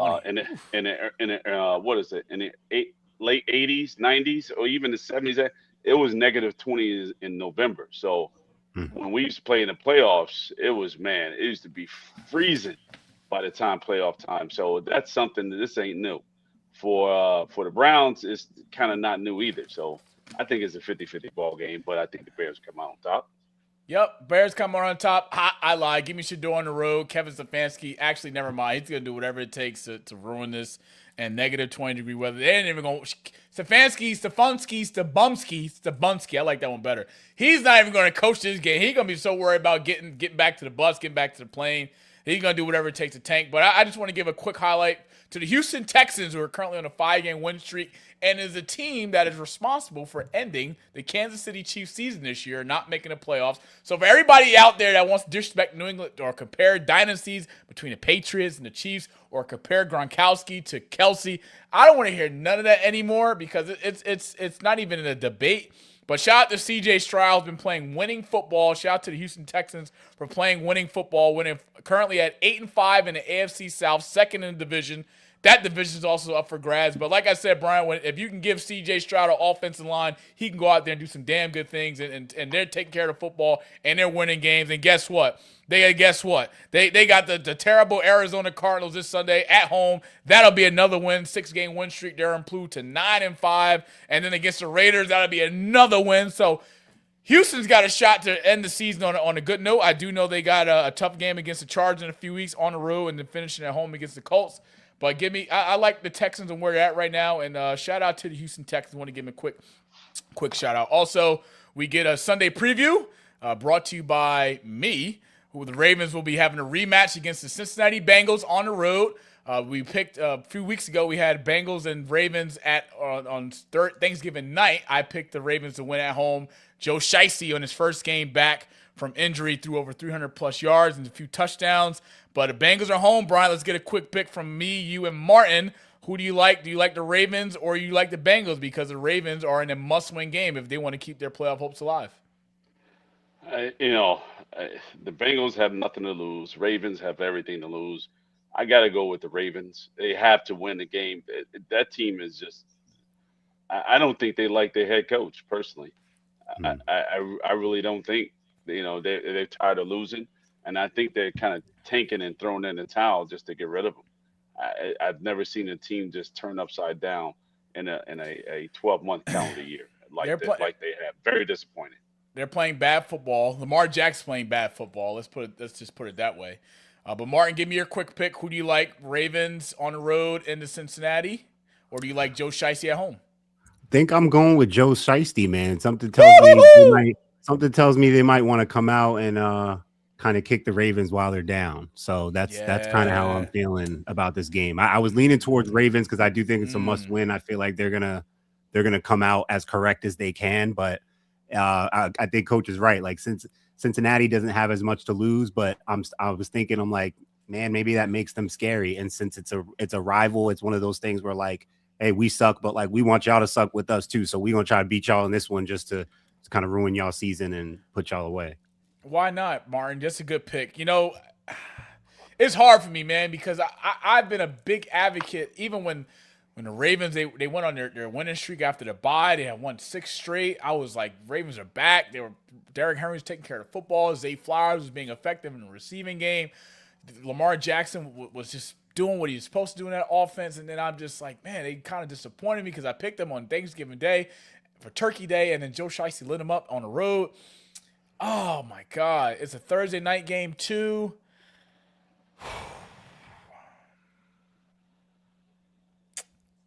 I don't know. I really don't. I bet against Joe Shiesty once, and he told me, don't ever do that again. So I'm going to take the Bengals at home, and I won't ever do that again, Joe Shiesty. Let it ride. Give me the Bengals on Sunday against the Baltimore Ravens. Ravens right now are at a really tough part in the season. Pittsburgh is holding on by a thin thread. That division is up for grabs. I do see Pittsburgh winning that division in stunning fashion. Ravens have a lot to figure out this offseason. Give me Joe Shiesty at home. Give me Joe Shiesty over 200 passing yards. Give me Jamar Chase. Give me T. Higgins. Let's go Bengals. I'm sorry, Joe Shiesty. I will never do it again, ever, as long as this platform's still alive. I like the Bengals. And for the game of the week, in my opinion, the game that everybody's looking forward to, including me, is the New England Patriots coming back from their bye, 11-2, against Josh Allen and the Buffalo Bills. They're coming into Foxborough to winner. But if the Patriots can win, they will clinch the AFC East. It's been a while since we've done that. And I look forward to this game, Brian. I know you're not because you're rooting for the Bills, playing on our downfall, as you should. But as every Patriot hater that hates on us, we are back. And give me Drake May at home, return from the bye. This is the bye we really needed. I look forward to seeing Stephon Diggs. I think this is a big game for him. Another personal matchup against the Buffalo Bills. Patriots going to win at home. Patriots going to clinch the AFC East. Patriots going to be the number 1 seed in the AFC playoffs. First round bye. It runs through Foxborough. And I know right now number 1 seed is Denver. I just need Denver to lose eventually. I'm waiting on them. But here, Drake May is Chris, give me that stat I sent earlier about Drake May being one of, I believe, 3 quarterbacks to win 10 games in the second year. 2 quarterbacks won 10 straight games since 1970. Look at that list, Martin. Look at that list, Bryant. Lamar Jackson, Peyton Manning, Dan Marino. I don't see no Bears quarterback on there. I don't see Jay Cutler on there. I don't see Rex Grossman on there. It's okay. Who cares? It's okay. Who cares? I do. I do. Go Pats. You should put Drake May's schedule right next to it. He's just hating, Martin. Don't worry about him. Give me the Patriots at home against the Bills. I look forward to that. I know Brian's going for the Bills. It's okay, Martin, if you don't have a skin in the game. Just pick the Patriots and go 12-2, and you'll forever be welcome back to Rewind anytime you want. But we got a pretty good, interesting Thursday night football game, Brian. We got the Falcons and the Bucs. Thursday night football records between Brian and myself. We are both tied. Damn it, I can't get ahead of this guy. Tied at 9-5 for Thursday night football picks this year. Brian, I'll start with you. Who do you like on Thursday night? Do you like Atlanta or do you like Tampa Bay at home? Tampa Bay, they're going to win this game. The Falcons are falconing. That's just what it is. I can take Breeze terminology. Look, I just threw that out there because my fantasy football is over for the year of both seasons, and I've never done that before in my lifetime. But the wheelchair of the fantasy has come out, and everybody's sitting there like this. I've never lost 4 freaking quarterbacks in 1 year, and I lost 4. That's just insane. So I just go like this. I just threw my hands in the air and just said, "The hell with it." That's it. But I got the Bucs. Got the Bucs. Martin, get your quick pick. Who do you like Thursday night? Falcons or Bucs? I got the Bucs. Going with Tampa. My man. I am taking the Tampa Bay Buccaneers at home this Thursday night. They are in a must-win game at 7-6. Baker Mayfield, they're on a losing streak. I need them to play really well at home. We know Kirk Cousins is going to be the starting quarterback for the Atlanta Falcons. And give me the Tampa Bay Bucs at home. I'm going to go score prediction. I'm going to go 28-24 Bucs by 4. And for Monty's Thursday night football locks, brought to you by No one? No I'm one. going to take Kirk Cousins to throw over 200 passing yards. Give me Bijan Robinson anytime touchdown scorer. Mike Evans is back this upcoming Thursday, folks. Give me Mike Evans with 4 receptions. Give me Mike Evans over 50 yards receiving. And give me Baker Mayfield to throw a touchdown. I know it's more than 4, but it's always greater than 4. And that's Monty's Thursday Night Football locks. And enjoy the game. Let's go Buccaneers. Changing gears. Martin, this is where you come in at. This is where your analysis, your brain, your superpowers come into effect, because I'm not sure if you have ever seen Coach Brian Garv's hot takes, but we do hot takes every week, and he's been successful on some, and he's been unsuccessful on a lot. I mean, just in case if you didn't know, last week he was on this big rant about how Coach Moore from Michigan shouldn't be fired and wouldn't be fired, and fast forward a week later, he's now fired. So that hot takes can go right, hot takes can go wrong, but it's time for episode 44's edition of Coach Garv's Hot Takes. May God certainly be with us.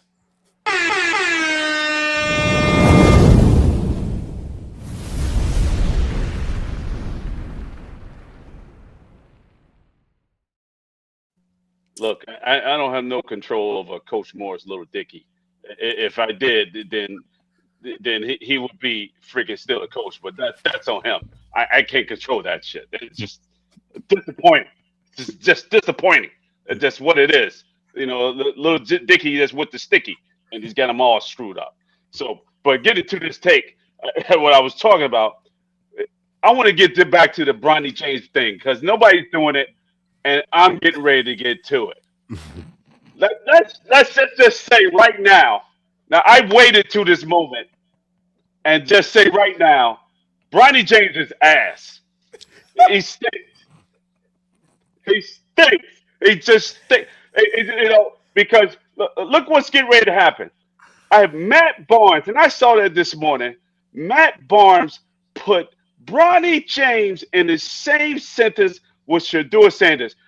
If I could reach out and choke him for saying that bullshit, I would have. Because there's no way in hell you're going to put both of them in the same sentence. Bronny right now could barely play college basketball. It's bad. It's really, really bad. He has no concepts of the game. He has none. I'm sitting here watching the guy, and I'm like, you just there just to be there. Let me tell you something, son. I'm going, and this is just coming from a basketball coach of 26 years. Let me tell you something, son. If you didn't turn on the TV and watch college basketball this year, and all of those rookies and freshmen that are out there, your days are numbered. Your days are seriously numbered, because I can find 13 players on Michigan right now that can replace your ass in a second. Like this. You stink. And every college team has studs on them. And you can't draft them all. So what is that telling you? You better hope your daddy can play to 50, because your time is coming. You stink. You suck. Time to get him out of there. Sit your ass on the bench and watch. That's it. That's my hot take. I had enough of watching. I stayed quiet for 2 years. You remember when he got drafted? And I said to him, I was like, okay, I'm going to be quiet. I'm going to let you guys have your day. I'm going to let you look at, and he got the nerve to get this guy some time. He's got to get 3 minutes. He's averaging fucking 2 points. Oh, I mean, look, my own cousin plays Javon Carter. He plays for the Chicago Bulls. Right? He can't even get time, and he's 10 times better than. And I think the Javon can ball. He can play. 10 times. 10 times better than Bronny. Are you fucking kidding me? What are we doing here? I can't watch this shit. I can't watch. If you're a Laker fan, you should be beating yourself upside your head. Whoa. I'm a Laker fan. Hang on, goddammit. Hang on.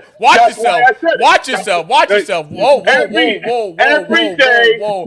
day you should wake up and hit yourself in the head with a Coke bottle and come back to freaking reality. Because that's it. He stinks. He stinks. Listen. First off, Lakers disrespect will not be tolerated on this platform. That's number one. He stinks. 2, the Lakers are 17-6, and it's not because Bronny at all. I know that. I know this. I get it. Bronny is in the G League where he belongs. Develop.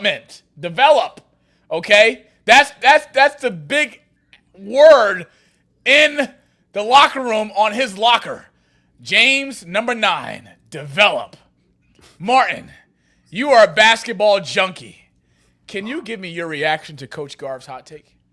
I understand it, and at this point, I think you have to agree with it. I mean, this thing was a great story from the beginning. There was nothing basketball-wise related to drafting Bronny James to the Lakers. It was complete nepotism. We all knew what it was and what it wasn't, and frankly, like, I don't want to take a shot at LeBron, but it gives a lot of credence to the people who criticized him for just getting his boy in the league. And like, it's a great, cool story, but from a basketball standpoint, like, we've had enough evidence now to see that he's not ready for that level of play. And it's sad. I agree.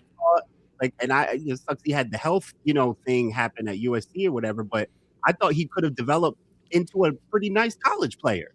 I thought he was, pretty athletic. He could shoot the ball a little bit. Like, I thought he could develop into a pretty good college player.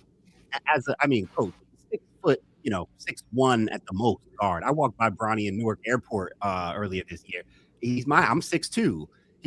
As a 6'2" and below guard in the NBA, you better be doing something.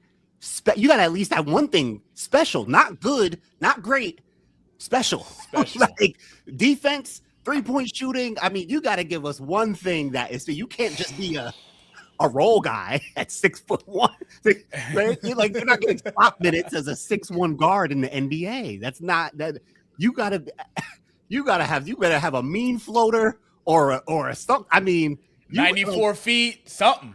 Something, bro. And like, I think he can play, but it's like this whole situation has turned him into someone who unfortunately fits the description of what coach is calling him. Like, he look, unfortunately, LeBron's son, your son looks ass, bro.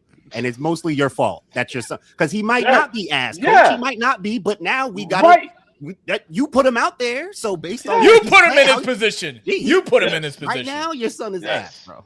Yeah. It sucks, but that's the truth. Yeah. Bree, do you have any comment to that? Bree, you know how the girls do this? Clock it. I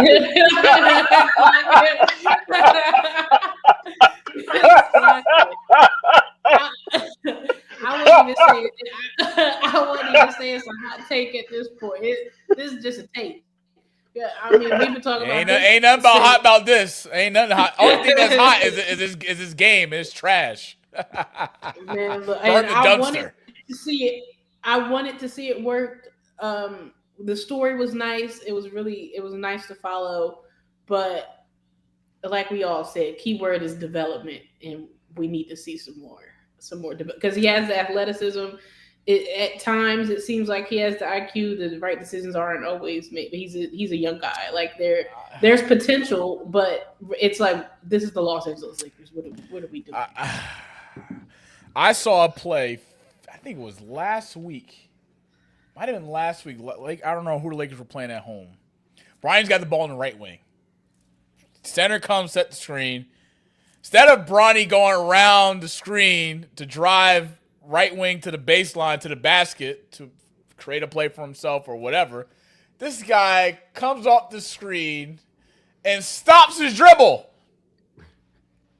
As a guard coming off the screen, you do not stop your dribble. They didn't come to trap you. They didn't come to the hedge and then really go back. They switched. And Martin knows, and Bryant knows, and Brianna knows, and damn it, I know, if you get a pick and roll switch and you got some 7-foot dummy on you as a guard, you are going to make a play. He passed it, and it was next thing you know, it was a dunk on the other side. I mean, like, is something wrong with you? You don't understand the concepts of spacing. Like, you're in the NBA and don't understand spacing. let's just pivot to rewind of the week. It's gonna make me feel better because this is making me nauseous. Talking about a guy who's only averaging 2 points a game. His highest game he's played in this year was 23 minutes. Didn't do jack shit. His career high this year is what? 9 points against the Atlanta Hawks. I mean, we can't keep protecting. JJ Reddick is done. They only can do so much. Can't continue to protect this guy. I mean, he's out in the open. It's nothing LeBron can do. It's nothing that JJ can do. As folks that work in the media, they get paid to criticize and critique someone's game. And listen, this is year 2 now. No. This is year 1. No. No, this is year 2. This is year 2. Yeah. What have you done in the offseason? Because when I look at Kion Anthony for Syracuse, you talk about development, his game got better over the summer. I mean, his game is continuously improving each game Syracuse plays. That's what a player at a guard position is supposed to look like. And I get it. Bronny had, a health scare, sidelined him for a few months, give him grace. Absolutely. But you wanted this, and your father politically helped put you in this.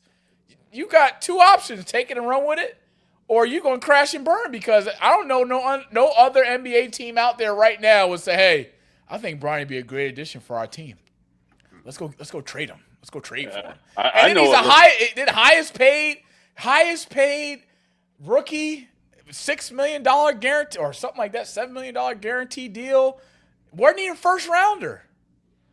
I mean, you need to play for the ABA. I want the politics to work for us. Put me in some seats that I politically probably don't belong in, but let my work show. Let me go put in the work. So it's time for this week's edition of Rewind of the Week. We're almost home, folks, because Martin is disgusted, and so am I.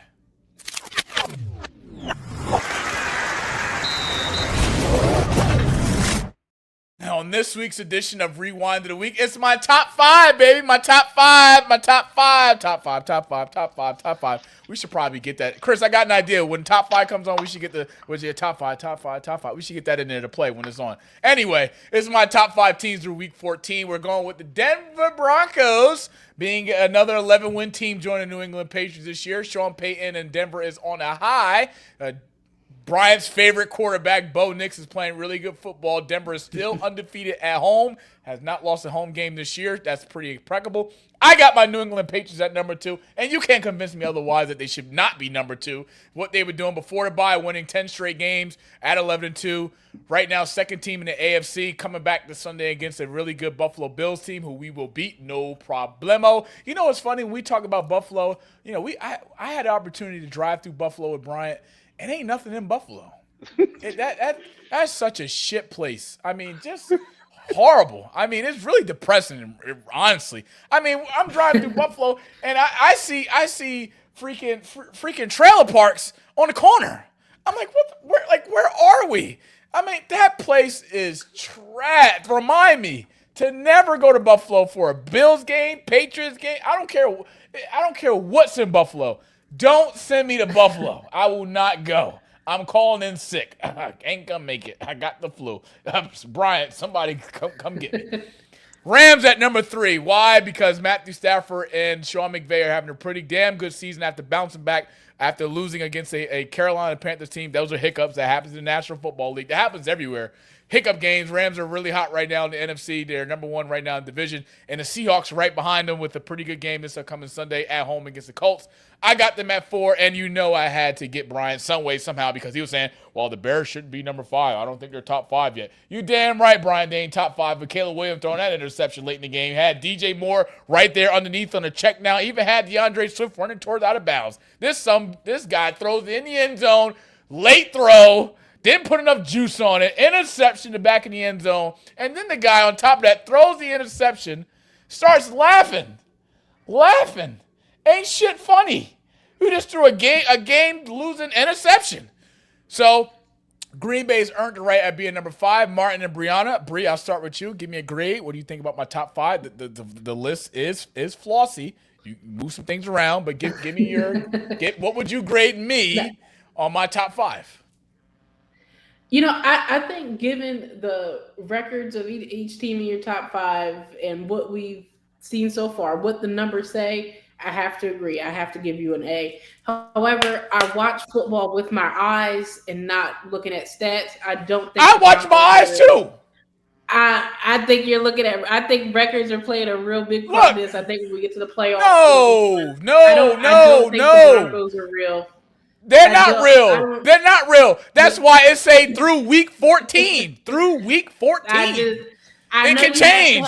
It's flossy. You have to have them at number 1 because they're. I gotta give it to them. How could I not? How could I not? God damn. I need an asterisk next to the Patriots too because you can only beat who's scheduled, but God damn it, they haven't had a. Look, listen. Wait. Brianna, listen. Nobody was saying this when the Patriots were winning 4 games and playing the same schedule and lose to those same teams. But now that they got 11 wins under their belt and they beat the same teams they were losing to, and they got one of the toughest schedules in the NFL. It's the schedule now. It's the schedule now. Give me a break. To be fair, I didn't think the Bills were it either when they were in the Patriots' same position the last few years. You could only beat who's scheduled, and then when the lights are the brightest, we see what it really is. But I agree with Rams. I agree with Seahawks. I agree. Thank you. Thank you very much. The list is flossy. It will change after this week. Martin, she gave me an A now, Martin. So don't come in here and start saying some C-, D+. I mean, my cumulative GPA throughout my college career, I know it wasn't great. 3.2, I'll take it. My name, I don't care. Give me a grade on my top 5. I think I'm going A-. The minus only because I based on what I'm hearing, and I don't know too much, but I follow a little bit. I watch the football shows. I got buddies who are talking in the chat all the time about fantasy and teams and dynamics and stuff. So I keep my ear to the football streets a little bit, and it seems like the Rams may be, and I could be wrong, but it seems like the Rams might have the most complete operation going on right now. It feels like they do. Number 1, They do. So I know there's some question marks about the Broncos. I get the sense that they're very good as well, but that's the only reason why I go the minus, because I feel like I've seen and heard enough about the Rams to think they might be the best team in football right now. Broncos like that hot date. Then when you get out to see her, when it all counts, gonna fold like this. She gonna dump your ass and leave you at the place. Ain't gonna show up and leave you with the bill. That's what I think of the Broncos. They look real good, man. She is hot. Man, you see that? I get a number. Go on a few dates or something. Man, she is amazing. Man, get out to the date. Man, expectation. Women got a lot of expectations. Denver Broncos got a lot of expectations.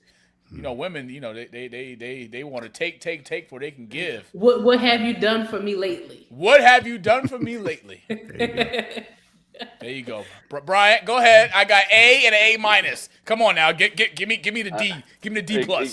I didn't give you a D. I was nice to you this week. I give you a B-. Okay. I give you a B-. Okay. The Rams need to go to 1. It's just what it is. Their schedule is way better than mainly everybody in there. They're a complete team. They've beaten some great teams, and it just really dominated.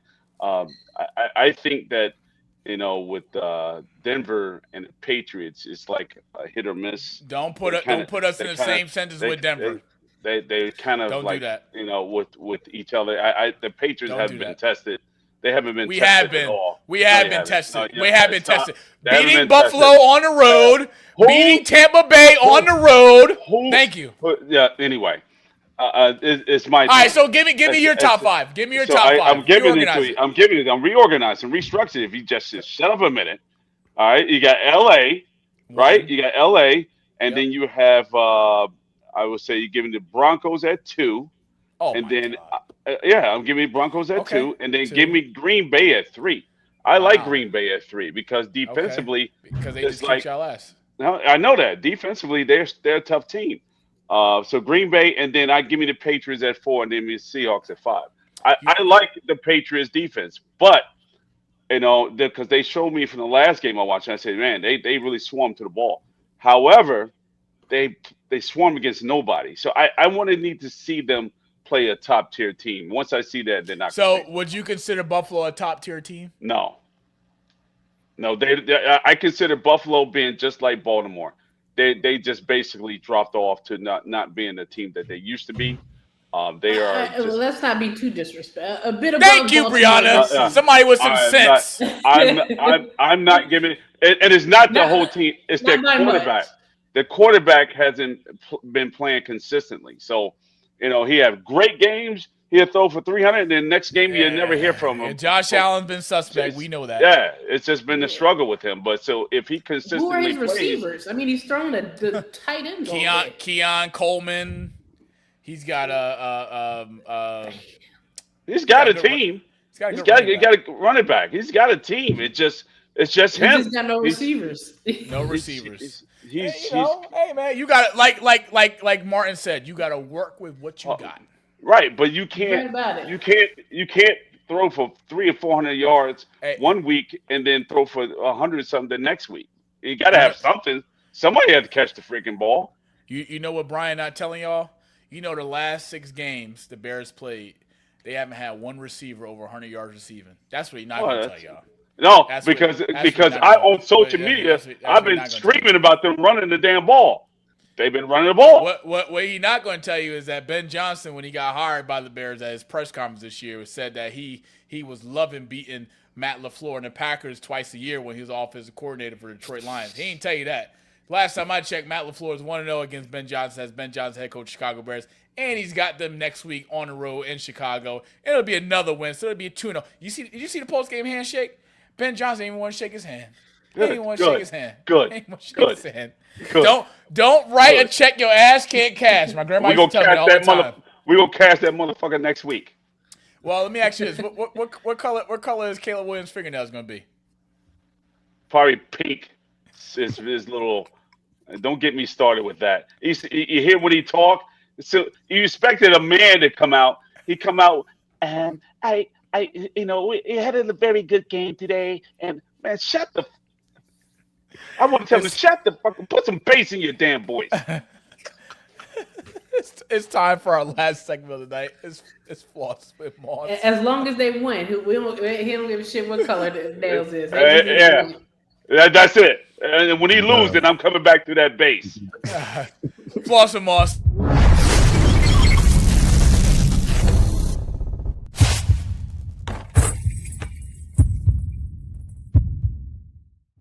All right, Martin, it's time to play the game in the great words of Triple H, and I'm getting ready to play your game, even though I know I can play it right with you. Bryant may not because he don't watch it enough, but that's okay. We getting into women's basketball early on the season through first 12 games, 13, according to games that are being played tonight. For those that don't know, we got UConn number 1 at 9-0, Texas at 2 at 10-0, who beat South Carolina this year.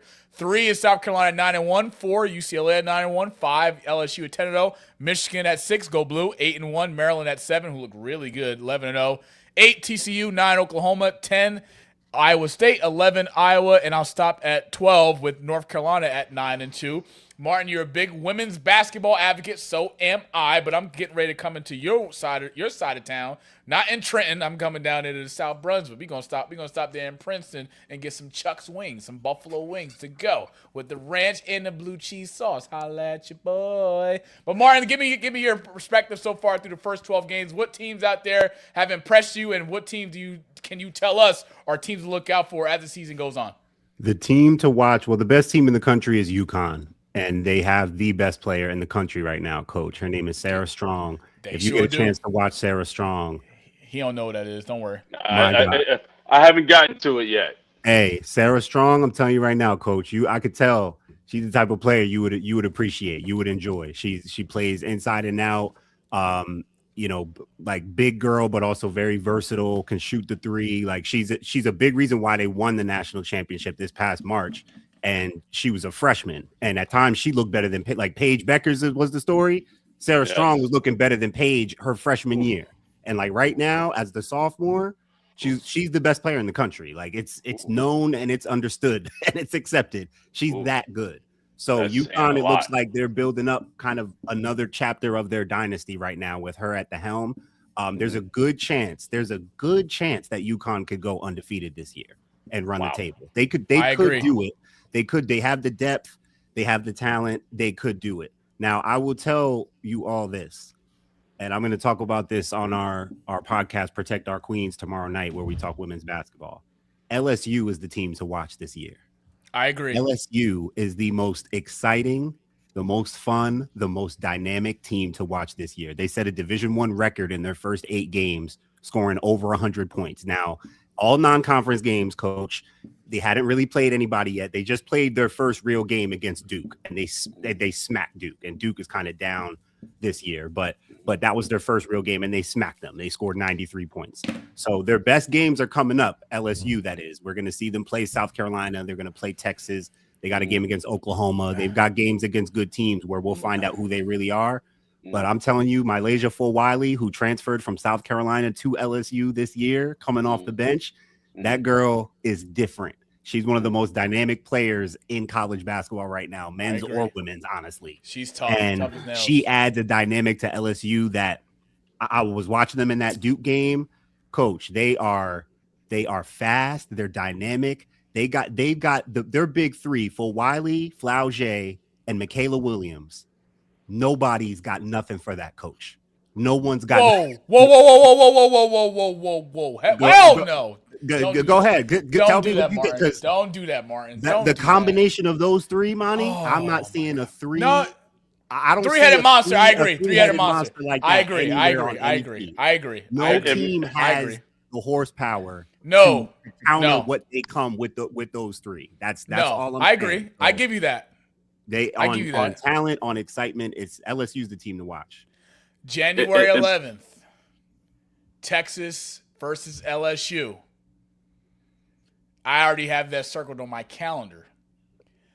I do believe that Texas is their SEC to win, but it's also their SEC to lose, because I watched that game against South Carolina, and I get it. It's early in the season. Teams still trying to figure out their identity, who they are. We know South Carolina, someone has a new roster this year. And just from the intensity that Texas brings from a defensive perspective. I mean, Cunningham at her position, she's one of the, in my opinion, and shoot me if I'm wrong, I think she's a top 5 power forward in the game today. She could be. Right now. I power forward, sorry, 4 or 5, whatever. I'm sorry, 3 to 4. It's really I'm really excited for this year's women's season, because it's new, and we look at UConn, and just what Sarah Strong's been able to do these first 12 games, and UConn's only played 9, 10 last night they won. Who's stopping UConn? Bro, it might only be LSU, is what I'm here to tell you. LSU might be the only team with the firepower and the horsepower. Because, bro, UConn's got a girl named Blanca coming off the bench. They're not even showing her to us. But she came in a couple weeks ago and was looking as good as Sarah Strong. And only most people don't even know about her yet. So they got girls in the stash waiting in the wings that Gino's like, all right. Is she a freshman? Blanca, I believe she's a freshman, bro. She is Blanca Quinones, I think is her last name. She's not regular. She's like 6'2", can push the ball, long, athletic, goes downhill.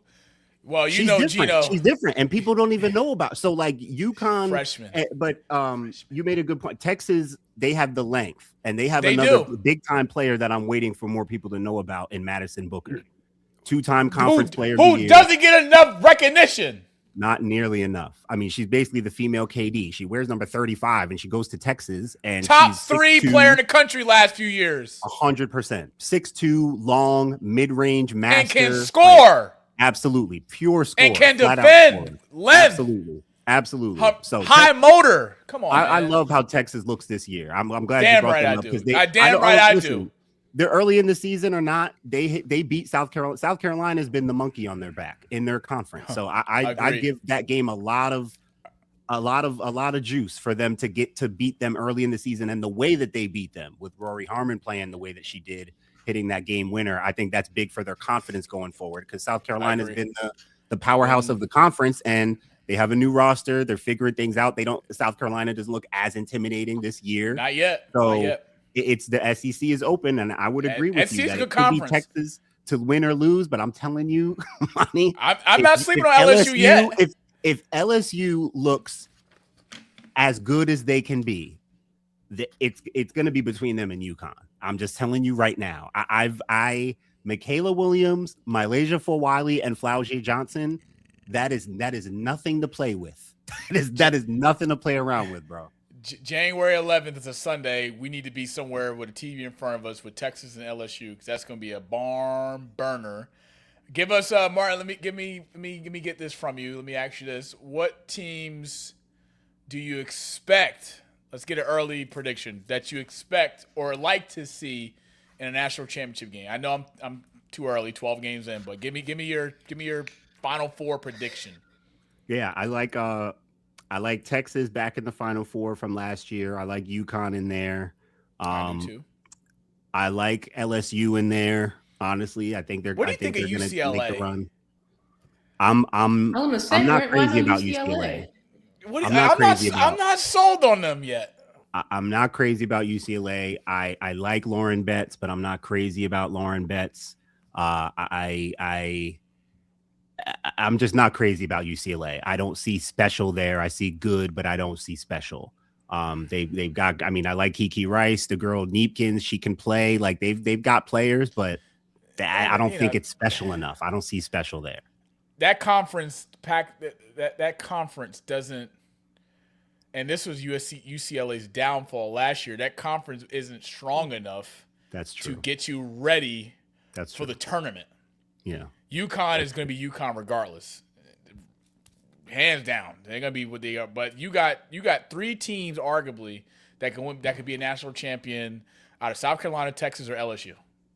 And those teams play each other twice a year in the SEC. Yeah. Though that right there prepares you for a run in the national throughout the NCAA tournament. That's UCLA right. is they need USC to be good. That helps them be good, and vice versa.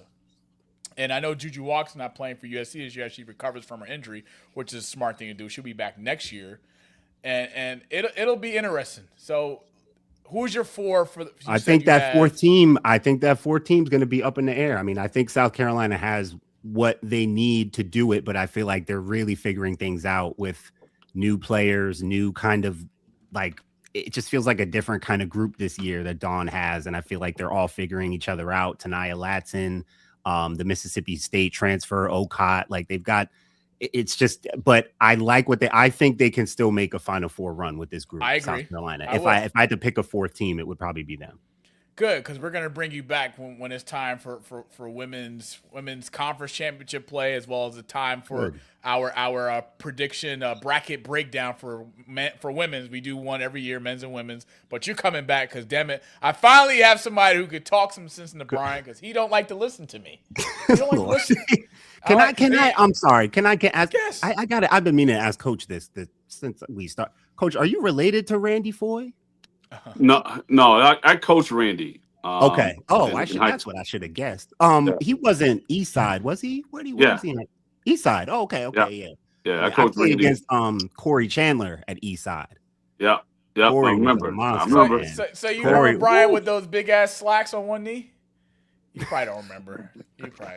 I wish I had a picture to put it right now of Brian's fashion then versus Brian fashion now. I mean, you'd be like, oh, thank God. Damn. This guy, but I tell you what, you open up his closet, he still got them same big-ass Michael Jordan 1996 slacks in his closet ready to put on. Slacks and sneakers. It's called vintage clothing.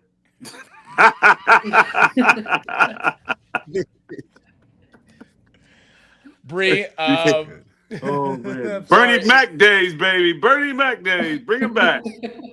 Brian, you said that what the GMC Yukon you used to have? Yeah. Get him back, boy. Had the big pants swinging, banging out the bottom, baby.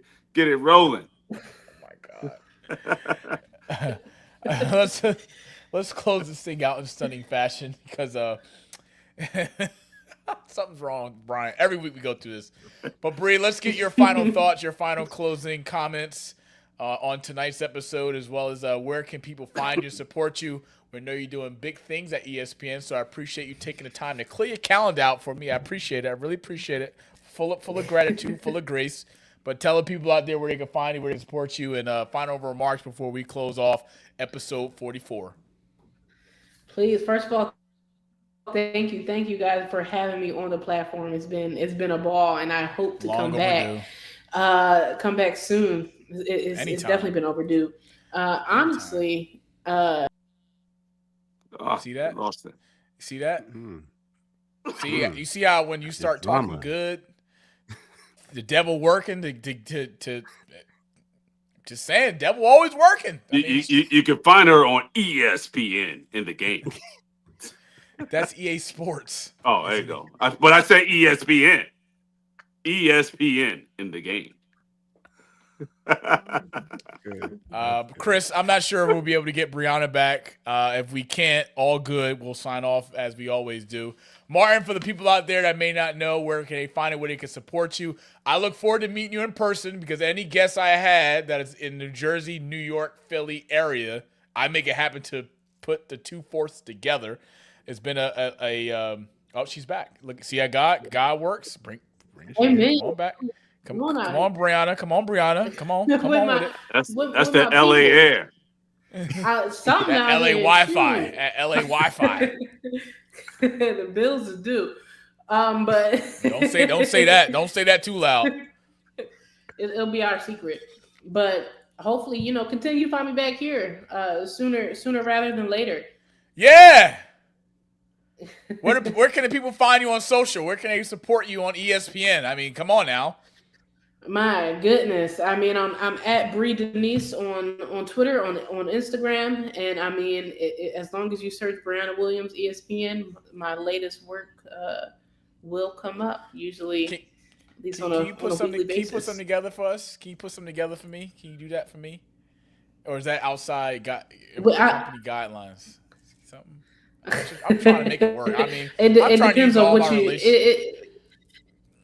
Hey man, as long as I can help you, let's figure it out. You know what's funny? We'll figure it out. Brianna, this is how Brianna is really great people. At the time, she was doing big things for ESPN Snapchat, and a good friend of mine, Mark Armstrong, Martin knows who he is. He had a highlight play at St. Peter's where he played high school. And he was like, yo, I think it went not somewhat viral. So I hit Bree up. I said, hey, she's like, hey, I'm looking for something. You got, I said, I know just what to give you. She was supporting Jersey, using her powers at ESPN for Snapchat at the time to make it happen. I don't remember the numbers of how or what that play or that clip were turned into, but Bree was it did numbers, and Bree was willing to do that for your boy. So. We try to use this platform, the connections, to kind of help everybody. Everybody eats from the pie, man. That's it. We ain't selfish around here. We ain't Kevin Sabumsky. We ain't blocking people out. Ain't no gatekeepers around here. But Brie, I appreciate you. I love you, and we're gonna keep doing this thing. Martin, for the folks out there, this brother here is talented. He is gifted. I have been following him probably since 2019, I should say. But he kind of grew and bloomed and blossomed in 2020, and he's done a lot of great work with a lot of different New Jersey basketball athletes and basketball athletes in general. Student of the game is what I call him. You got to teach me some of those. I want to be invited to your house summertime where I can get loose with the yoga. I always want to do yoga, but I haven't had the discipline to do it. But the stretching and the mental, the everything, I need all that. I need to build my arsenal. But Martin, for the people out there, give them where they can find you on social media, where they can support you, and what are some things that's coming down the pipe for things in your world. Yeah, appreciate you guys having me. If you look up Basketball Society on YouTube, platform. On Instagram, you'll see the platform. You'll see plenty of me. Got the Basketball Society podcast and the Protect Our Queens podcast on YouTube on the Basketball Society channel. And we're doing yoga for hoopers right now. We just launched it last month. Where we do a virtual yoga class for high school, college basketball players. We started doing events a couple years ago and in person, and then we just wanted to get something virtual going because we kept hearing from people that wanted to participate. So any hoopers or even we got coaches in there, we got parents in there, we got, just people in the basketball community that that need a little encouragement, slowing down, loosening up, opening up, loosen the hips, get that tension out of the shoulders, out of the chest, you know what I'm saying? So it ain't nothing crazy. It's just a little yoga, a little bit different for some of us in the basketball community, but that's part of what we're trying to do is make it so it's not so different. So appreciate you guys having me on. Had a lot of fun. Always, man. Big love, I look forward to having you back. I look forward to being on whatever you need me to be on or support you however I can support you with my platform. I'm all for helping people out. I've been blessed to be able to do this and have some really good guests, but it's all about paying it forward. It's all about supporting one another. It costs $0 to do that. So whatever I can do or we can do in terms of a platform, in terms of individual, to help you and your brand grow as well as you and your platform grow, you know me, baby. I'm all for it. Bryant knows that better than anybody. So I appreciate you coming out. And Bryant, you're the last one up. Your last comments before we sign off episode 44. We got one to go after this one. One to go. Look at Gars. See? Devil working. You see how the devil working? I just want to go to Brianna and see if ESPN can come up with this 50 for 50. You know how they got that 30 for 30? Now you come up for 50 for 50. So this is what the 50 and 50 it stands for 50 states. So for 50 for 50, you can go around and start off when basketball or all sports, football, basketball, and all the top teams in each state during those years. And that's a long project. You know what I'm saying? So you can start off like in the 60s to the 70s to the 80s, all the way to the 90s to the 2000s, because you had a bunch of great players that a lot of people haven't seen these older generations in high school and how they became pros. So that's a good project to come up like a 50 for 50 for 50 states. Okay. You know what I mean? For 50 states. We actually we did that over the summer. And I manage a high school basketball freelancer, and we had him do for certain priority states like New York, California, Texas. But we only had them ranked since the 2000s because I don't think we did Jersey just because of the stacked week that it was. I know. But hey, tough choices were made. But I like the idea of going back and looking across decade by decade. Well, listen, we could offline about that and making that happen. Yeah, because that's you're talking about the Larry Bird days when Larry Bird was in the farm playing basketball, and nobody understood with him in Indiana State and what he came through shooting through. We shoot basketball in garbage cans and garbage pails and all that other stuff. A lot of these young kids don't understand. They think they get to go to a picnic gym. AAU. AAU and all that. Get me started with AAU. My AAU was in right outside in an old spike rim of some. I just did some wheelies on my bicycle. We just broke that damn thing down and shot on it. So that's how we became great shooters, because we can shoot at anything: garbage cans, spike rims, all kind of stuff. So double rims don't matter. Double rims. That was booty. It don't matter. Back in the day, but it's something to think of. 50 for 50. For sure. 50 for 50. All right. Just make sure you give the check to Brian so he can take care of everything so we can get this tour started. Give the bill to Brian. He can pay. He's gonna pay for everything. Don't even worry about it. Sure. All right, folks, get ready to start off episode 44. I want to give a special thank you to everyone out there who supported us through these 44 episodes. We got one more to go before we sign off before our winter hiatus, Christmas hiatus. Christmas is around the corner. Want to give a special shout out to my guest tonight. Want to give a special thank you to Chris in 1990 Studios for the work he does week in and week out, being a terrible, dysfunctional, horrible, miserable Dallas Cowboys fan as well as an Ohio State fan. And I'm not praying on the Buckeyes' downfall at all whatsoever, but the end is near. All right? If you haven't, please like, subscribe to our YouTube channel at @TheRewind_GSC3, as well as follow us on all of our social media platforms at @TheRewind_GSC3. I want to give a special shout out to my dog Brian, who's got his own merchandise shop in Kearney, New Jersey. Get to meet one of these shirts that you can see tonight as well as purchase. And Brian, appreciate you. Look forward to doing some great work with you in 2026 as we get some GSC3 merch out to the people.